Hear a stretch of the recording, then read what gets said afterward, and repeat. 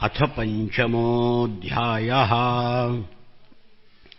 श्रीशुक उवाच नन्दस्त्वात्मज उत्पन्ने जाताह्लादो महामनाः आहूय विप्रान् वेदज्ञान् स्नातशुचिरलङ्कृतः। गोकुळामध्ये नंदराजाला कळलं आपल्याला मुलगा झालेला आहे. त्याला अतिशय आनंद झाला. वेदवेत्या ब्राह्मणाला बोलावून त्यांनी पुण्याहवाचन केलं. पुत्राचा जातकर्म संस्कार केला. देवता पितरांची विधीपूर्वक पूजा केली. ब्राह्मणाला वस्त्रालंकाराने सुशोभित अशा 2 लाख गायी दान दिल्या. शिवाय रत्ने सुंदर वस्त्राने झाकलेले तळ्याचे 7 ढीग दान केले.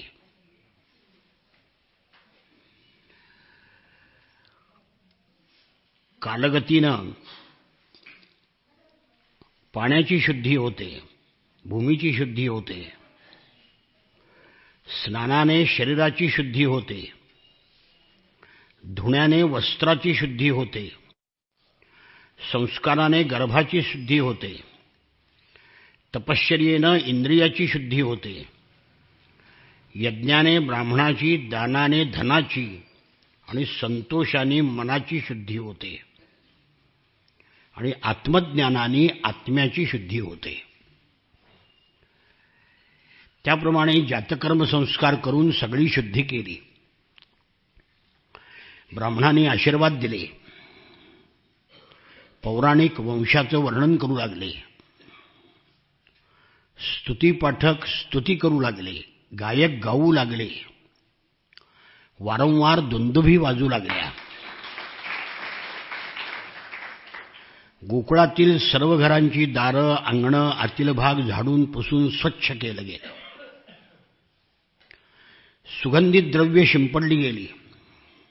रंगीबेरंगी ध्वज, पताका, फुलांच्या माळा, रंगीबेरंगी वस्त्र, झाडांच्या पानाच्या तोरणांनी गोकुळ सजवलं गेलं. गायी, बैल आणि वासरांच्या अंगाला हळद आणि तेलाचा लेप दिला गेला. त्यांना गेरूनी रंगवलं गेलं. मोरपंख, फुलाचे हार, सुंदर वस्त्र, सोन्याच्या साखळ्यांनी बैल सजवले गेले. राजा, सगळ्या गोकुळामध्ये आनंदी आनंद झाला. गोपाळाने बहुमूल्य वस्त्र परिधान केली. हातामध्ये नजराणे घेऊन नंदाच्या घरी आले. यशोदेला पुत्र झाला आहे हे ऐकल्यावर गोपींना अतिशय आनंद झाला. वस्त्रालंकाराने नटून, डोळ्यामध्ये काजळ घालून, भेट घेऊन त्या लगबगीनं यशोदेकडे गेल्या. गोपीच्या कानामध्ये रत्नाची कुंडलं डुलत होती. गळ्यामध्ये सुवर्णहार चमचमत होते. अंगावर सुंदर वस्त्र परिधान केली होती. वेण्यामध्ये घातलेली फुलं वाटेमध्ये ओघळून पडत होती. कानातील कुंडलं हालत होती, हार हालत होते. त्या बाळाला आशीर्वाद देत होत्या, भगवान याचं दीर्घकाळ रक्षण करो म्हणून हळद तेल मिश्रित पाणी आजूबाजूला शिंपडत उच्चरवाने कृष्णाची गीतं गात होत्या. सर्व जगताचे स्वामी भगवान श्रीकृष्ण नंदराजाच्या व्रजामध्ये प्रगट झाले.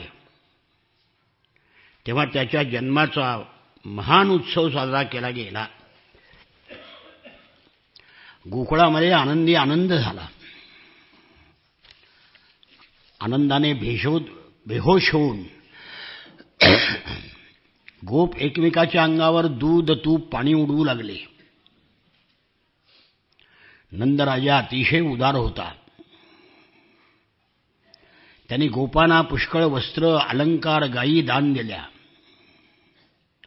सूत, मागध, बंदीजन, नृत्य आणि वाद्य यांचे कलाकार यांनाही मागेल ते दिलं, त्यांचे सत्कार केले.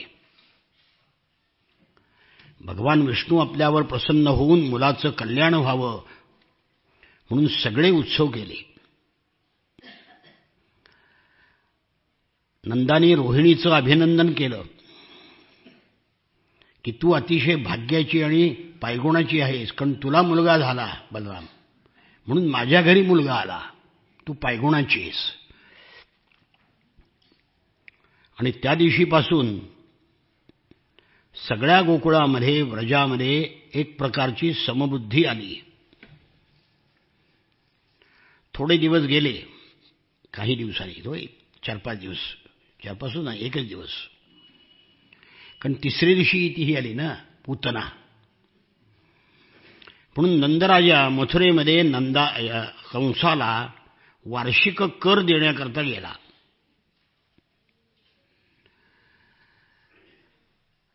ते काम झाल्यानंतर आपला मित्र नंद मथुरेमध्ये आला आहे असं जेव्हा वसुदेवाला समजलं, तेव्हा नंदाचं वस्यस्थान जिथं होतं, उतरले होते, तिथे वसुदेव गेले नंदाला भेटायला. वसुदेवाला पाहता नंद ताबडतोब उठून उभा राहिले, जणू मेलेल्या शरीरामध्ये पुन्हा प्राण परत आला असं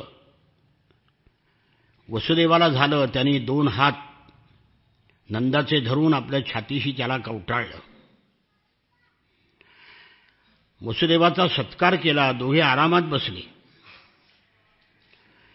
वसुदेव म्हणाले, बंधो, तुझं वय झालं असताना तुला मूल बाळ झालं नव्हतं आणि संतान होण्याची आशा सुद्धा नव्हती. आता तुला मुलगा झाला, हे फार बरं झालं. आज आपली भेट झाली ही अतिशय आनंदाची गोष्ट आहे. प्रियजनांची भेट होणं अतिशय दुर्लभ आहे. संसाराचं चक्र असं आहे की माणसं एकत्र येतात, पुन्हा वेगळे होतात. नदीच्या प्रवाहामध्ये गवताच्या काड्या एकमेकांपाशी राहू शकत नाहीत, लाट आली की वेगळ्या होतात. तसं जीवनाच्या प्रवाहामध्ये माणसं एकत्र येतात, पुन्हा वेगळे होतात, पुन्हा गाठ पडत नाही. वसुदेव म्हणाले, नंदराजा, तू आपल्या बांधवासह, स्वजनासह ज्या महावनामध्ये राहत आहेस, तिथे पाणी, गवत, झाडे, वेली भरपूर आहेत ना? जनावराला अनुकूल आणि रोगराईपासून ते ठिकाण मुक्त आहे ना? माझा मुलगा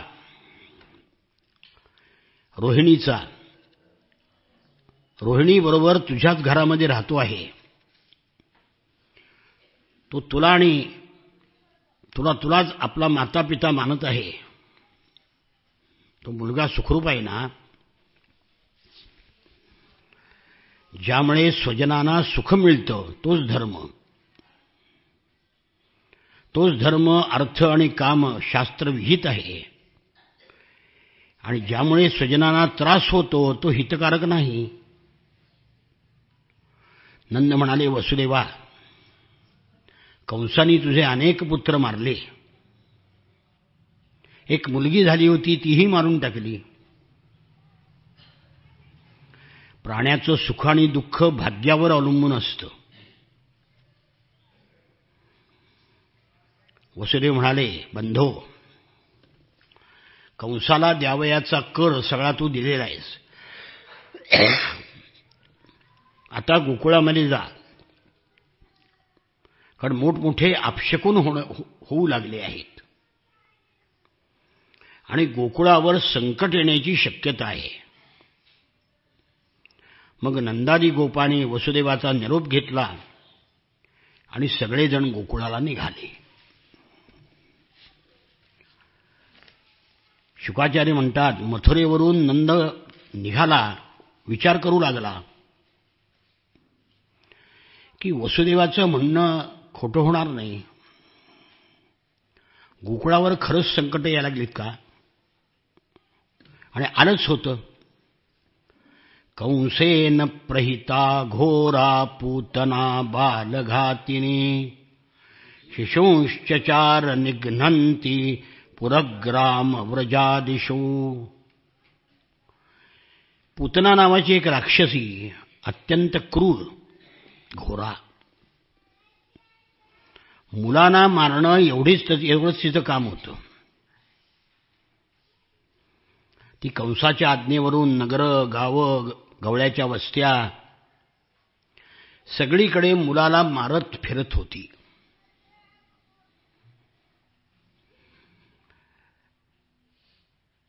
जेव्हा असे राक्षस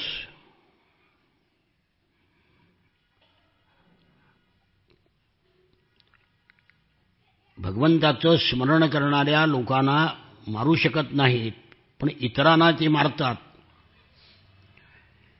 ही पूतना आकाशमार्गाने जाऊ शकणारी, इच्छेप्रमाणे रूप धारण करणारी होती. एके दिवशी नंदाच्या गोकुळामध्ये ती आली. ती कशी सुंदर तरुणी बनून आली. आंबाड्यावर मोगऱ्याची वेणी माळली होती, सुंदर वस्त्र परिधान केली होती, कानामध्ये कर्णफुलं होती, अतिशय सुंदर दिसत होती. चेहऱ्यावर मधुर हास्य, डोळ्यातून कटाक्ष सोडत होती. हातामध्ये कमळ घेऊन येणाऱ्या त्या रमणीय पुतनेला पाहून गोपींना वाटलं की जणू लक्ष्मीच आपल्या पतीचं दर्शन घेण्याकरता आली आहे. लहान मुलाला मारणारी ती पूतना इकडे तिकडे पाहत पाहत मुलाला शोधत नंदाच्या घरामध्ये शिरली. कृष्ण बालक पाळण्यामध्ये झोपलेले होते. ती गेली, झोपलेल्या कृष्णाला पाहिलं, पण राखेच्या ढिगामध्ये लपलेला अग्नी जसा ओळखू येत नाही, तसं प्रचंड तेज असलेला कृष्ण त्याला सामान्य बालक म्हणून त्यानं उचलून घेतलं. कळलं नाही. भगवंतानी मुद्दाम डोळे बंद केले, झोपेचं सोंग घेतलं. डोळे का बंद केले याची जवळजवळ 12-13 कारणं त्या भक्तिरसायनामध्ये दिलेली आहेत. 4 महिने फक्त दशमस्कंद सांगितला तर ते सगळं सांगता येईल. डोळे का मिटले की डोळ्यांची दृष्टीभेट झाली तर ती मुक्त होईल. दुसरं कारण म्हणले आता विष प्यायचं आहे, मग कडू औषध प्यायचं म्हणल्यावर आपण डोळे मिटतो ना. अशी अनेक कारणं दिलेली आहेत. कृष्णाला तिने उचलून मांडीवर घेतलं आणि मखमाली व्यानामध्ये तलवार लपवावी तसं तिचं हृदय क्रूर होतं, पण वरवर पाहता मधुर व्यवहार करत होती. रोहिणीनं आणि यशोदेनं तिला पाहिलं आणि ती इतकी सुंदर स्त्रीचं रूप धारण करून आली होती की यशोदा रोहिणी बघतच बसल्या. कोण आहे काय आहे कधी विचारच केला नाही. म्हणजे पुरुषच नाही तर स्त्रिया सुद्धा सौंदर्याने मोहित होतात. पाहतच राहिल्या वेड्यासारख्या. त्या बालकाला आपल्या मांडीवर घेऊन त्याच्या तोंडामध्ये आपला स्तन दिला. त्या स्तनाला कोणत्याही प्रकारे न पचू शकणारं विष लावलेलं होतं. भगवंतानी ते विषप्राशन केलं. त्यात म्हणलंय की डोळे मिटले, त्यामध्ये अजून एक कारण आहे की डोळे मिटून भगवान शंकराचं ध्यान केलं की तुम्ही विषप्राशन केलेलं आहे, आता आमच्यावर तीच पाळी आहे. आणि विषप्राशन करता करता तिचं प्राणही प्राशन केले. ती घायाळ झाली. सोड सोड पुरकर म्हणून ओरडायला लागली. हातपाय आपटू लागली, डोळे फिरवले, शरीर घामाने डबडबलं. मोठ्यांदा आक्रोश करू लागली. तिच्या आक्रोशाने डोंगरासह पृथ्वी, ग्रहासह अंतरिक्ष डगमगू लागलं. 7 पाताळं आणि दिशा दुमदुमून गेल्या. विजा कोसळतेत की काय या शंकेने पृथ्वीवरचे लोक जमिनीवर कोसळले.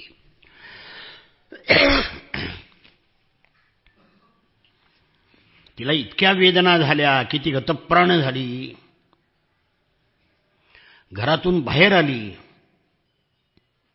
आणि इंद्राच्या वज्राने घायाळ होऊन वृत्रासूर जसा पडला होता तशी ती मोठ्या वेगाने जमिनीवर हातपाय पसरून धाडकन खाली पडली. पडता पडता 6 कोस अंतरावरची झाडं झुडपं उन्मळून पडली. पूतनेचे शरीर अतिशय भयानक होतं. तोंड नांगराच्या फाळाप्रमाणे तीक्ष्ण अशा दाढा होत्या. नागपुड्या डोंगरातील गुहेप्रमाणे खोल होत्या. स्तन डोंगरासारखे होते. लाल केस चारी बाजूला विस्कटून पसरले होते. डोळे अंधाऱ्या विहिरीसारखे खोल. नितंब नदीच्या किनाऱ्याप्रमाणे उंच. हात पाय जंघा नदीच्या पुलाप्रमाणे वाटत होते. पोट पाणी नसलेल्या डोहाप्रमाणे दिसत होते. पूतनेचं ते प्रचंड शरीर पाहिलं आणि गोपी गोप सगळे भयभीत झाले. तिची भयंकर किंकाळी ऐकून डोकं फुटल्यासारखं झालं. कृष्णाचं काय झालं सगळेजण चिंता करू लागले. पण मग गोपीनं पाहिलं, बालंच तस्या उरसी क्रीडंतम अकुतो भयम गोप्यस्तूर्णम समभेत्य जगृहुर्जात संभ्रमाः. गोपीने पाहिलं की बालकृष्ण तिच्या छातीवर निर्भयपणे खेळत आहे. त्या लगबगीने तिथे गेल्या आणि कृष्णाला उचलून घेतलं. नंतर यशोदा रोहिणी यांनी गाईचं शेपूट कृष्णाच्या अंगावरून फिरवलं. वाईट शक्तीपासून त्याचं रक्षण व्हावं म्हणून जेवढे उपाय त्यांना माहीत होते ते सगळे उपाय केले. गोमूत्राने स्नान घातलं. सगळ्या अंगाला गायीच्या अंगावरची धूळ लावली. अंगावर 12 ठिकाणी नामाने शेण लावून पीडाशमन केलं. गोपीने आचमन करून अंगन्यास आणि करन्यास केले.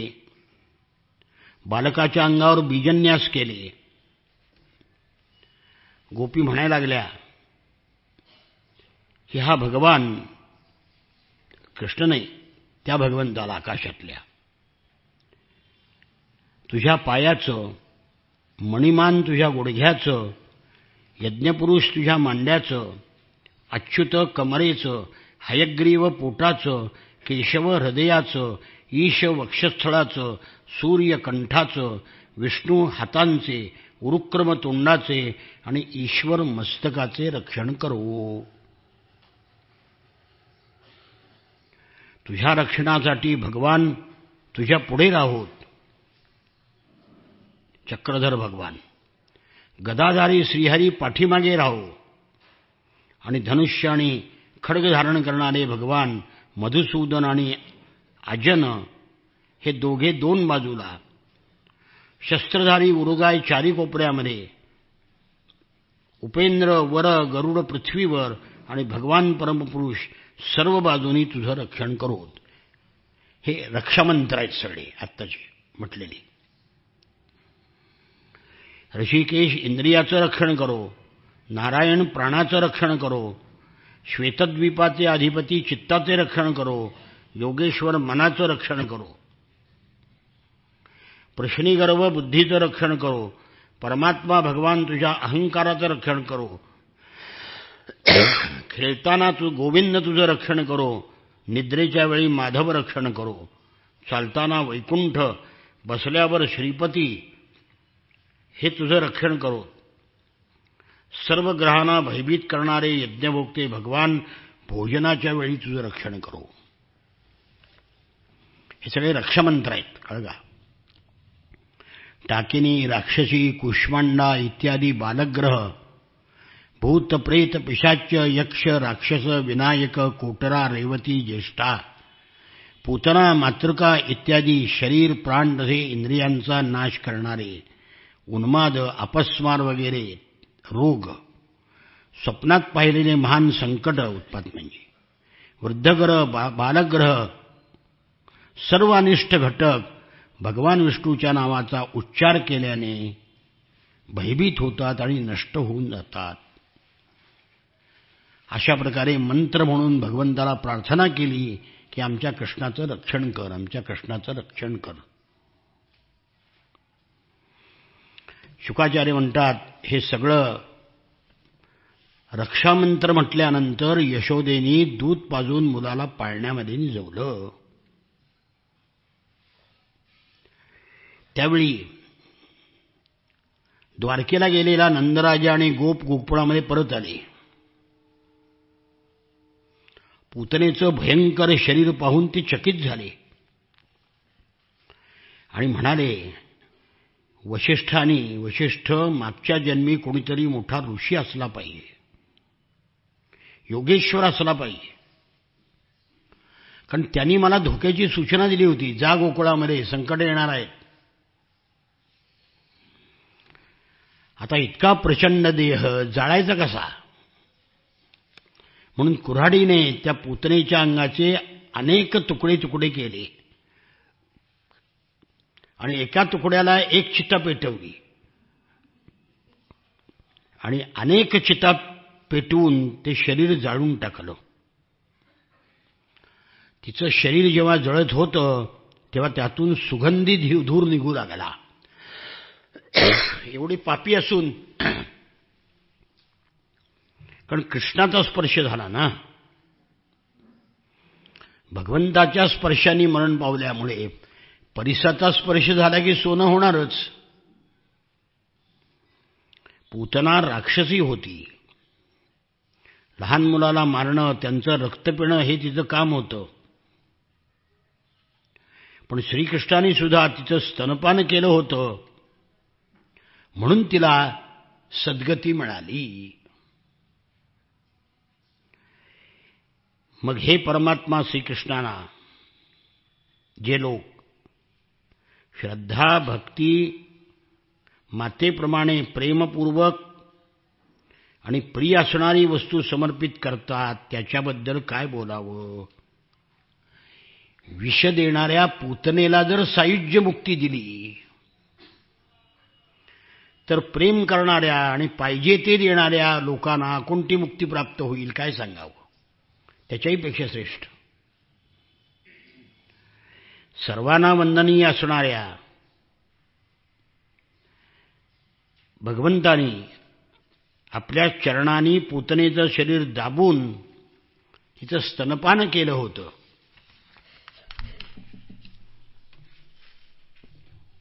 ती राक्षसी होती, पण दूध पाजल्यामुळे ती माता झाली ना, म्हणून तिला स्वर्गगती मिळाली. पुत्रप्रेमाने आपणहून पाझरणारे ज्याचे दूध भगवान भरपूर प्याले, त्यांनी पूतनेला सर्व काही दिलं मोक्षापर्यंत.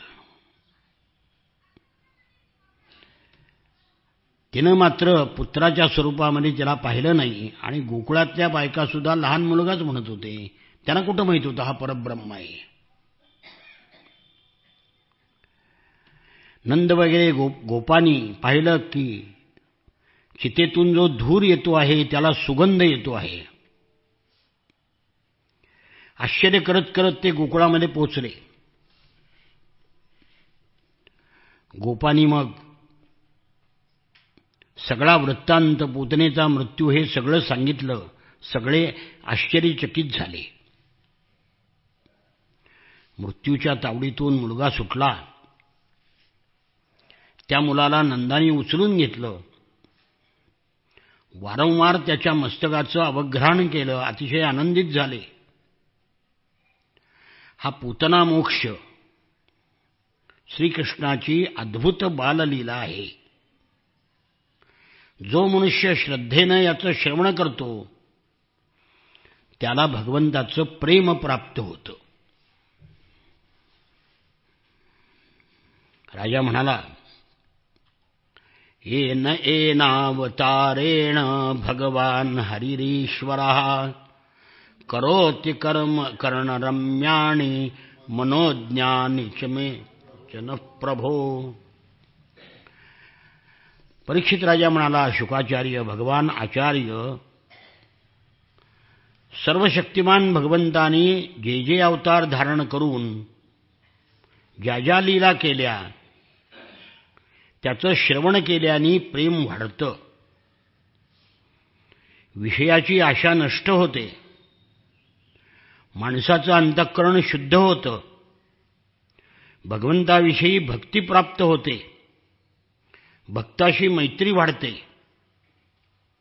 म्हणून अशा मनोहर लीलांचं आपण योग्य वाटल्यास वर्णन करावं. श्रीकृष्णाने मनुष्यलोकामध्ये प्रकट होऊन कोणकोणत्या लीला केल्या त्याही अद्भुत असतील तरी सांगाव्यात. म्हणून शुकाचार्य पुन्हा भगवंताच्या बाललीला सांगायला लागली. श्री शुक उवाच कदाचित उत्थानिककौतुकाप्लवे जन्मर्क्षयोगे समवेतयोषितां वादित्रगीतद्विजमन्त्रवाचकैश् चकारसूनोरभिषेचनं सती. एकदा भगवान कूस बदलायला लागले, उपडा वळायला लागले. त्याचाही अभिषेक उत्सव केला. लहान मुलाचं किती कौतुक करावं हे भागवतामध्ये शिकावं. नुसता उपडा वळायला लागला तरी त्याचा उत्सव केला यशोदेने.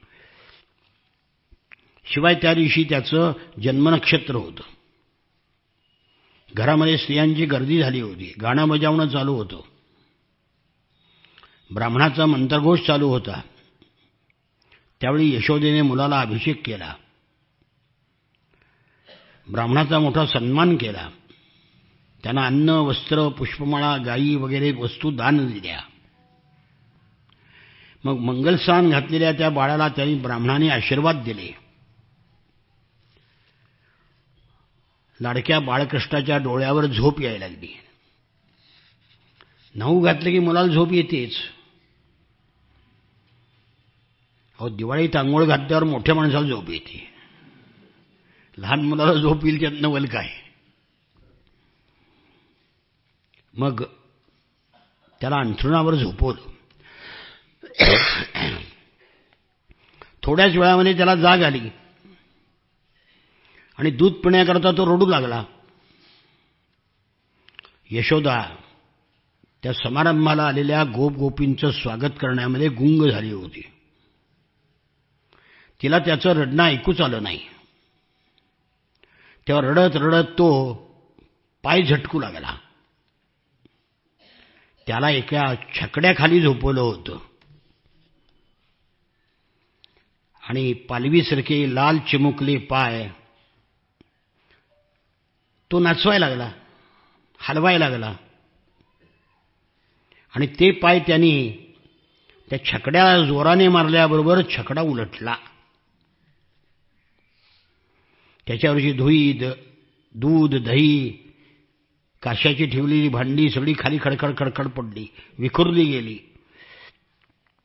छकड्याची चाकं मोडली, कणा मोडला, जोखड मोडलं. तो काड काड काड काड झालेला आवाज तिथे आलेल्या स्त्रियांनी, पुरुषांनी, यशोदा, रोहिणी यांनी सगळ्यांनी, नंदगोपांनी सुद्धा पाहिली, ऐकली. ते म्हणाले, अरे एवढा मोठा छकडा आपोआप कसा उलटला. त्यांना कारण काही कळलं नाही. तिथे खेळत असलेल्या मुलाला विचारलं, मुलानो हा छकडा कसा मोडला रे? मुलं म्हणाली, कृष्ण जागा झाला, रडायला लागला आणि पाय हलवता हलवता त्या पोराने खरं सांगितलं. त्यांनी एक जी लाथ मारली छकड्याला, ती छकडा मोडून गेला म्हणले. पोरं कौतुकाने सांगायला लागली. पण मोठ्या माणसाला वाटलं ही मुलं बडबड करतायत, खोटं सांगतायत. त्याने विश्वास ठेवला नाही, कारण त्यांना मुलाचा आपल्या पराक्रम माहीत नव्हता. त्यांना वाटलं हा ग्रहाचा कोप आहे. मग यशोदेनं त्या मुलाला मांडीवर घेतलं, ब्राह्मणाकडून वेदमंत्रांनी शांतिपाठ करविला आणि मग त्याला दूध पाजलं. हा शकटाच्या रूपाने, शकट म्हणजे गाडा, आलेला राक्षस होता म्हणून याला शकटासूर म्हटले. बलाढ्य गोपांनी तो छकडा पुन्हा व्यवस्थित ठेवला. सगळं साहित्य त्याच्यावर ठेवलं. ब्राह्मणांनी हवन केलं. दही, अक्षता, दर्भ आणि पाणी घेऊन छकड्याची पूजा केली आणि आशीर्वाद दिले. सत्वशील ब्राह्मणाचे आशीर्वाद कधीही व्यर्थ जात नाहीत. नंदानी कृष्णाला उचलून घेतलं. श्रेष्ठ ब्राह्मणाकडून सामवेद, ऋग्वेद, यजुर्वेदाच्या मंत्रांनी अभिमंत्रित आणि पवित्र औषधींनी युक्त अशा पाण्याने त्याला स्नान घातलं. पुण्याहवाचन करविलं आणि हवन करून ब्राह्मणांना पंचपक्वान्नाचं भोजन घातलं. संकट टळलं म्हणून. ब्राह्मणाला अनेक प्रकारच्या गायी दान दिल्या. ब्राह्मणांनी आशीर्वाद दिले. वेदवेत्ते आणि सदाचारी ब्राह्मण जे असतात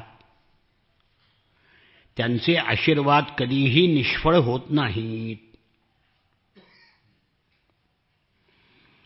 एके दिवशी यशोदा मांडीवर त्या कृष्णाला घेऊन बसली होती, खेळवत होती, अंगणामध्ये होती. थोड्याच वेळामध्ये कृष्णाचं वजन इतकं वाढलं की मांडीवर तिला ते सहन झालं नाही. ती भयानी कासावीस झाली आणि कृष्णाला जमिनीवर ठेवलं. कसं झालं, काय झालं, त्यालाही आश्चर्य वाटलं. आणि मग ती भगवंताचं स्मरण करून घरामध्ये गेली कामाला. हा अंगणामध्ये झाला झोपलेला. त्यावेळी कंसाने पाठवलेला तृणावर्त नावाचा एक दैत्य त्या ठिकाणी आला. तो चक्रवात म्हणजे वावटळीच्या रूपाने आला. तृणावर्त म्हणजे वावटळ, तृण म्हणजे गवत, आवर्त म्हणजे असं फिरतं, त्या वावटळीमध्ये, म्हणून त्याला तृणावर्त म्हटले. प्रचंड वावटळ आली आणि त्या लहान मुलाला घेऊन तो तृणावर्त आकाशात निघून गेला. सगळं गोकुळ धुळीनं भरून गेलं. लोकांच्या डोळ्यामध्ये धूर गेली, त्याला दिसेनासं झालं. प्रचंड आवाजाने सर्व दिशांचा थरकाप उडाला. संपूर्ण गोकुळ धुळीनं, अंधाराने झाकोळून गेलं. धावत धावत यशोदा बाहेर आली.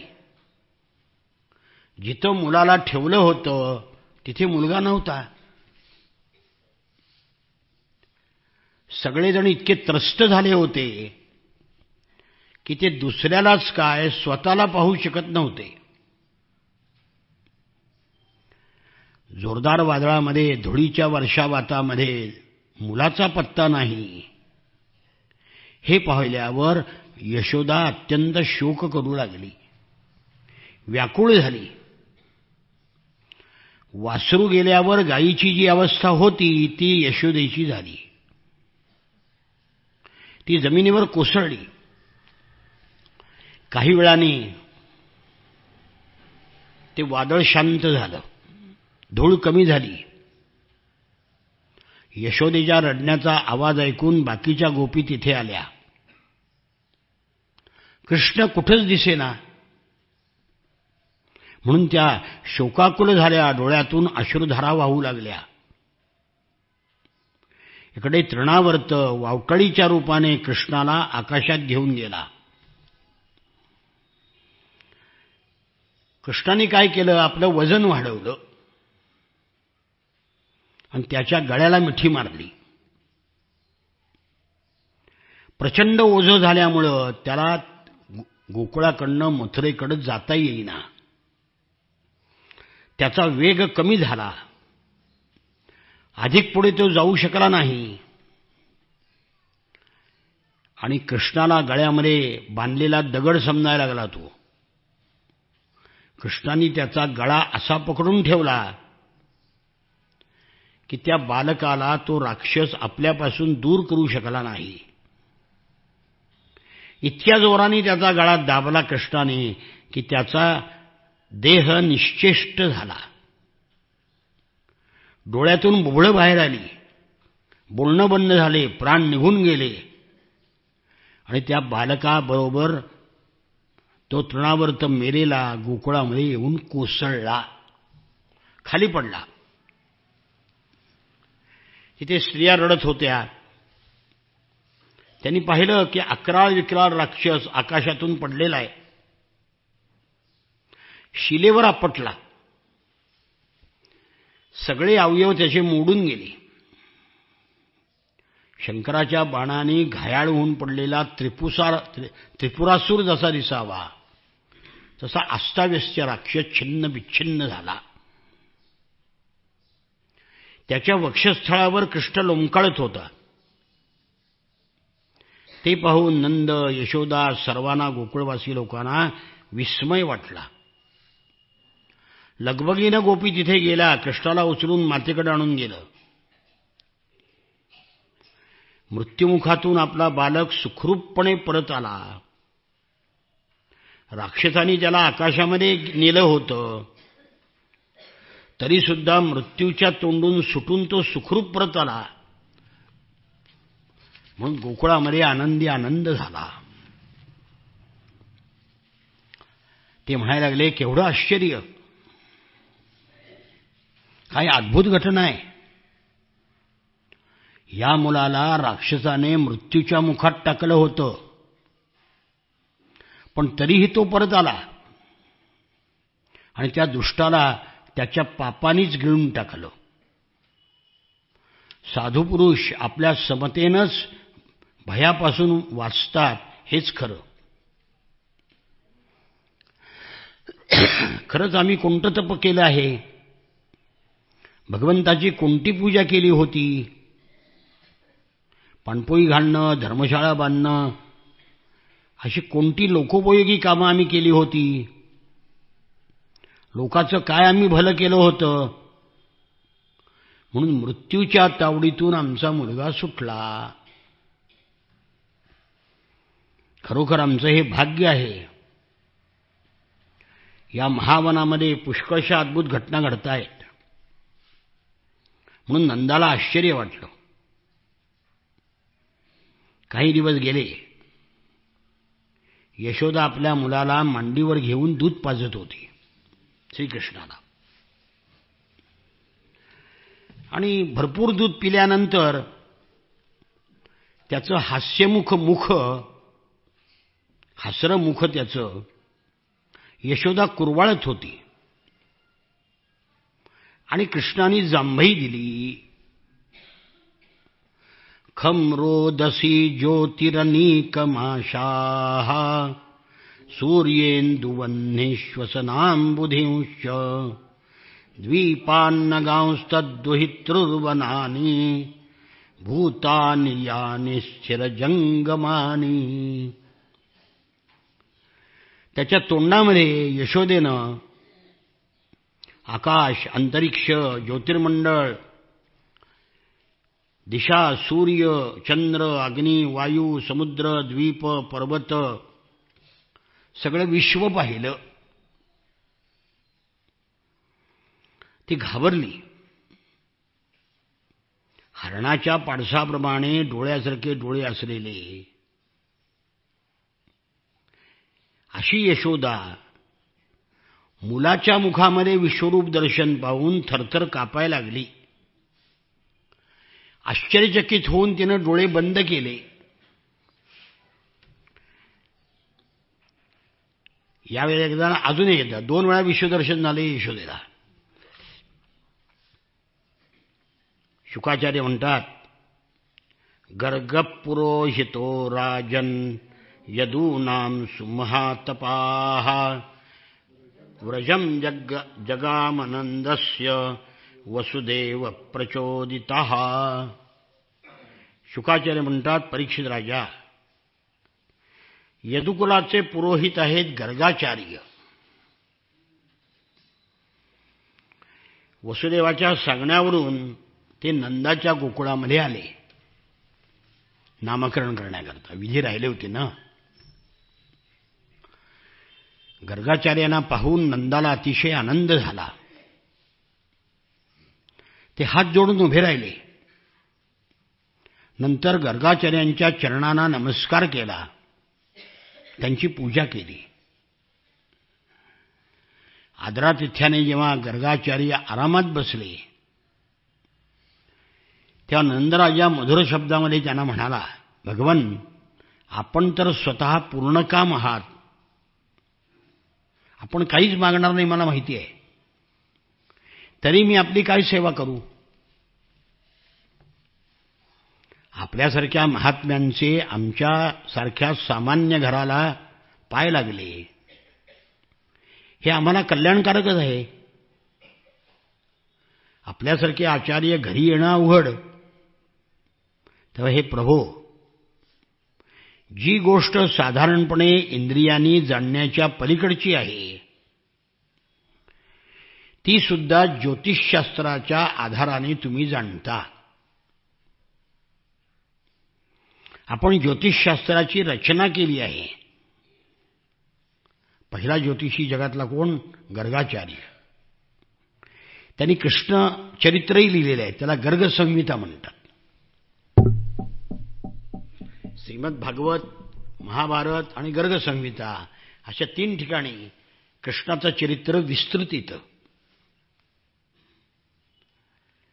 ते ब्रह्मविद्यामध्ये श्रेष्ठ आहेत.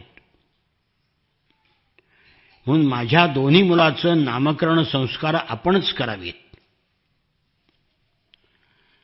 कारण जन्मना ब्राह्मणो गुरुः, ब्राह्मण हा जन्माने सर्व वर्णाचा गुरु असतो. तुम्ही आमचे आचार्य आहात. त्या कृष्ण आणि बलरामाचं नामकरण विधी करायचं आहे.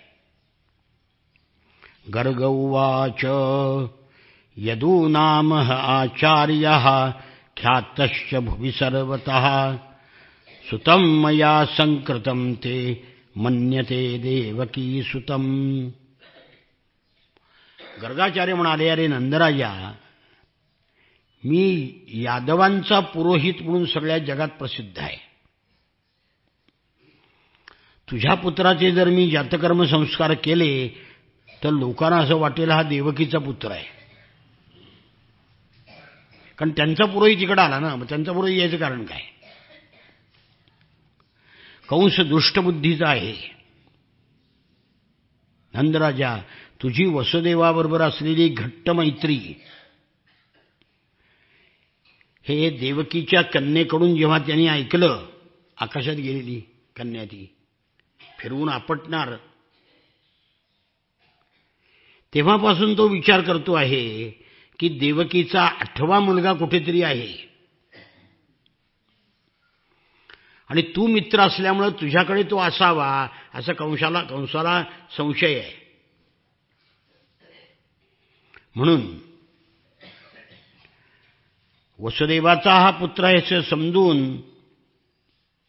कंस तुझ्यावर अन्याय करेल, अत्याचार करेल. त्या नंद म्हणाले, ठीक आहे, मग आपण गुपचूपपणे एकांतामध्ये स्वस्तिवाचन करून याचा नामकरण संस्कार करावा. कोणालाही ती गोष्ट कळणार नाही. शुकाचार्य म्हणतात, संस्कार करणं हे आपलं कर्तव्य आहे असं गर्गाचार्यांना वाटत होतं. तेव्हा नंदाने जेव्हा ज्यांना अशी प्रार्थना केली तेव्हा एकांतामध्ये बसून त्यांनी दोन्ही मुलांच्या नामाचा संस्कार केला, म्हणजे नाव ठेवण्याचा समारंभ केला. गर्गाचार्य म्हणाले, नंदराजा हा थोरला आहे जो बलराम, तो रोहिणीचा मुलगा आहे. तो सर्वांना रमवील, आनंद देईल, म्हणून याचं नाव राम पडेल. राम शब्दाचा अर्थ रमन्ते यत्र मानवाहा, जिथे सगळे मानव रममाण होतात तो राम. याच्या शक्तीला सीमा नाही म्हणून लोक याला बल म्हणतील, म्हणून दोन्हीचं म्हणून बलराम झालं. यांनी 3 वेगवेगळे अवतार स्वीकारले. त्यावेळी त्याचा वर्ण कृष्ण होता म्हणून लोक याला कृष्ण म्हणतील. हा सावळ्या वर्णाचा आहे कृष्ण, म्हणून याला कृष्ण म्हणतील. प्रत्येक युगामध्ये याचा वर्ण वेगळा असतो. द्वापर युगामध्ये हा सावळा आहे. आणि नंदराजा, तुझा मुलगा पूर्वीच्या जन्मात कधीतरी वसुदेवाचा पुत्र होता, म्हणून मी याचं नाव ठेवतो वासुदेव. हा तुमचं सर्वांचं कल्याण करील.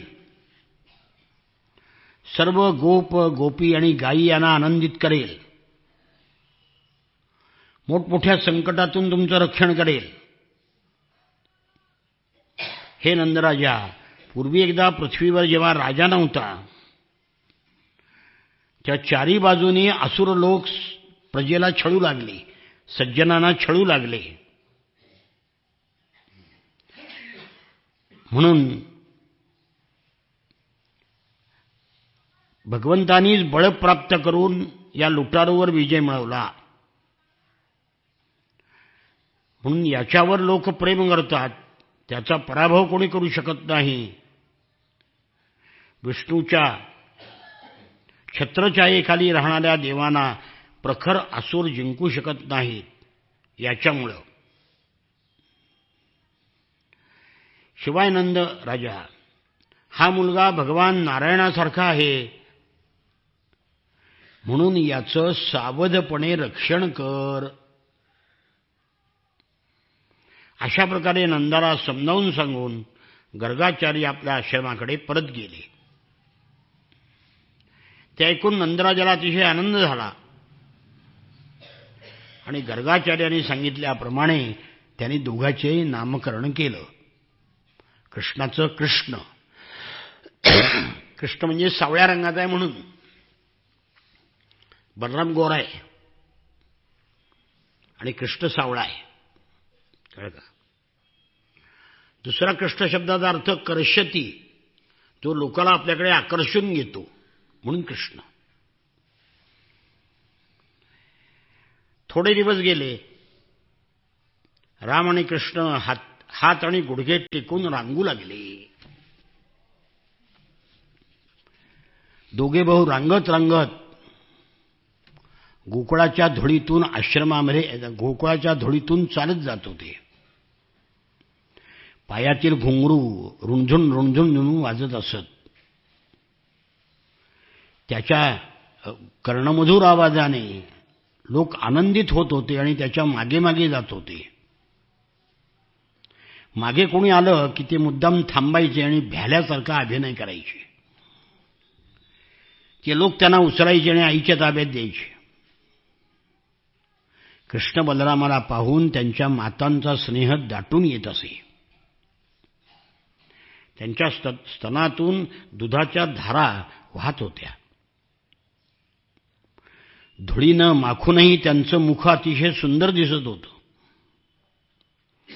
म्हणून यशोदा आणि रोहिणी त्यांना कवटाळत होत्या, आपल्या हृदयाशी धरत होत्या, त्यांना दूध पाजत होत्या. त्यानंतर ते आणखी मोठे झाले. गोकुळामध्ये बाललीला करू लागले. गोपी त्यांच्याकडे पाहतच बसत. कधी वासराचं शेपूट धरून ठेवीत, कधी वासरं भिवून इकडे तिकडे धावू लागले की त्यांच्या मागे धावायला लागले. गोपी आपल्या घरातील कामधंदा सोडून कृष्णाच्या खोड्या पाहत बसत. तेव्हा हसून हसून त्यांची पुरीवाट होत असे. आनंद सागरामध्ये त्या मग्न होत होत्या. कृष्ण आणि बलराम दोघेही अतिशय चंचल आणि खोडकर होते. कधी हरिण गायीसारख्या शिंगे असणाऱ्या जनावराकडे पळत जात होते,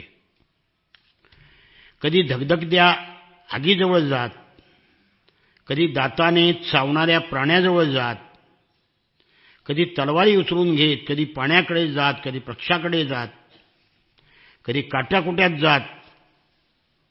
त्यांच्या माता त्यांना अडवण्याचा प्रयत्न करीत होत्या, पण त्यांचं काही चालत नव्हतं. यांच्या खोड्यामुळं त्या दोघी घरातलं सर्व काम नीट करू शकत नव्हत्या. शुकाचार्य म्हणतात की हे राजर्षे परीक्षिती, काही दिवसात रांगणं संपवून रामकृष्ण गोकुळामध्ये हिंडू फिरू लागले.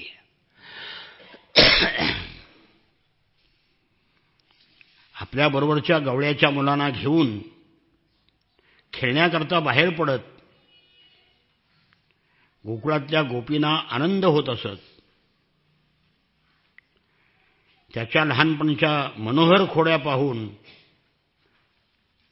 सगळ्या गोपी खोड्याला कंटाळल्या आणि यशोदेकडे आल्या आणि गाऱ्हाणी सांगायला लागल्या, यशोदे, तुझा काना अतिशय खोडकर आहे. गायीची धार काढण्याच्या वेळेला धार काढायची वेळ झाली नसताना सुद्धा हा वासरांना सोडून देतो.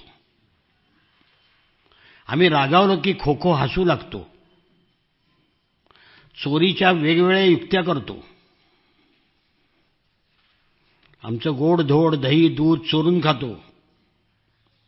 स्वतः खाल्लं तर गोष्ट वेगळी, पण तो वानरांना घालतो. पोट भरल्यानंतर ते खाऊ शकत नाहीत, तेव्हा आमचा माठ फोडून टाकतो. त्याला घरामध्ये समजा चोरी करायला एक वस्तू मिळाली नाही कुठलीच, तर घरातल्या लोकांवर तो रागावतो आणि झोपलेल्या आमच्या मुलांना चिमटे काढून पळून जातो. आम्ही दही दूध शिंक्यावर ठेवतो, लोणी, त्याचे हात तिथपर्यंत पोचत नाहीत, तेव्हा त्याकरता अनेक युक्त्या करतो. कुठे 2-4 चौरंग एकावर ठेवतो, कुठे उखळावर चढतो, कधी उखळावर चौरंग ठेवतो. एवढं करूनही मग त्याचं भागत नाही, तेव्हा हा त्या भांड्यांना छिद्र पाडतो. कोणत्या भांड्यामध्ये कोणता पदार्थ ठेवा हे याला नक्की समजतं. जेव्हा आम्ही या वस्तू अंधारामध्ये लपवून ठेवतो, तेव्हा रात्री त्याच्या अंगावर जे रत्नाचे दागिने आहेत त्याचा प्रकाश पडतो आणि त्या हिऱ्या मोत्यांच्या प्रकाशामध्ये हा चोऱ्या करतो. एवढं करूनही तो थांबतच नाही आणि असं दाखवतो की आपण काहीच केलं नाही. निराळ्या आणखी चोऱ्या करून पुतळ्यासारखा कसा स्तब्ध बसलाय बघ तुझ्या समोर. त्या कृष्णाने भ्यालेल्या सुदृढ मुखकमलाकडे पाहत गोपी या तक्रारी सांगत होत्या. यशोदा त्यांच्याकडे पाहून हसत होती. त्याला रागवण्याची गोष्ट सुद्धा तिच्या लक्षामध्ये आली नाही. उलट खोड्या ऐकून यशोदेला बरं वाटलं, रागवायचं राहिलं बाजूला. एके दिवशी गवळ्याची मुलं कृष्णाबरोबर खेळत होती. त्यांनी येऊन यशोदेला सांगितलं, एकदा क्रीडमानास्ते रामाद्या गोपदारकाः कृष्णो मृदम भक्षितवान इति मात्रे निवेदयत. मुलांनी येऊन सांगितलं यशोदेला, यशोदा मैया, कन्हैयानी माती खाल्ली. त्या कृष्णाला पकडून आणलं, त्याचा हात धरला, हात उगारला मुस्कळीत द्यायला. कृष्णाने डोळे भीतीने गरगर गरगर केले. यशोदा म्हणाली, काय रे खोटारड्या, तू कोणाला कळत नाही, न कळत माती खाल्लीस. तुझ्या बरोबरीची मुलं सगळी सांगतायत, तुझा बलराम सुद्धा तेच सांगतोयस, तू माती खाल्लीस. त्या भगवान म्हणाले, नाहं भक्षितवानंब सर्वे मिथ्याभिशंसिनः यदि सत्यगिरस्तर्हि समक्षम पश्य मे मुखम. आणि मग कृष्णाचे दोन्ही हात धरले. तू माती खाल्लीस होय? हात उगारला. मग कृष्णाने सांगितलं, मी माती खाल्ली नाही, तुला पटत नसेल तर माझ्या तोंडात पहा. इथे एकदा विश्वरूप दर्शन झालं.